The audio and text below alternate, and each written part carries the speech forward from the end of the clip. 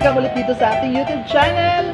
Ngayon, isa na namang episode ang ating mapapanood. Siyempre, ito ay paggawa ng isang artwork activity na kung saan bilang isang guro sa MAPEH o sa Music Art, PE and Health, mas paborito ko pong ipagawa sa aking mga estudyante ang art activity or artwork. Kaya panoorin po natin mga ka-Teachers B ang isang Die-Tie shirt kung paano ginagawa ang pagtitina o tie-dye na tinatawag sa isang pila o t-shirt na paborito natin isuot lalo na kapag summer or maliligo tayo sa mga beach or swimming pool. Tayo na't panoorin po natin ang paggawa ng Die-Tie shirt o project ng mga estudyante na magiging guide natin ang video nito. Halina't panoorin po natin mga ka-Teachers.